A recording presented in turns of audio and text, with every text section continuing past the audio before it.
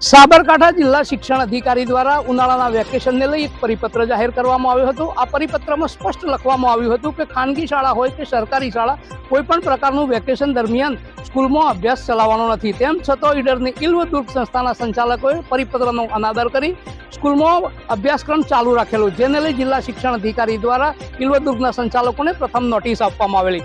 Notice મળવા છતાં ઇલ્વદુર્ગના સંચાલકોએ નોટિસનો અનાદર કરી કોઈપણ જવાબ રજૂ ન કરતો જિલ્લા અધિકારી દ્વારા બીજી નોટિસ ફટકારવામાં આવી, જેને લઈ નોટિસ ઇલ્વદુર્ગના સંચાલકો ત્યાં રૂબરૂ હાજર થઈ અને ઉડાવ જવાબ રજૂ કર્યો કે અમે બાળકોને માર્ગદર્શન આપવા માટે બોલાવ્યા હતા। એ ગ્રુપ રાખવું કે બી ગ્રુપ રાખવું તેનું માર્ગદર્શન આપવા માટે બોલાવ્યા હતા, પરંતુ ઇલ્વદુર્ગના સંચાલકોએ પોતાના પગ ઉપર કવાડી મારી હોય તેવો ગાઢ સર્જાયો છે।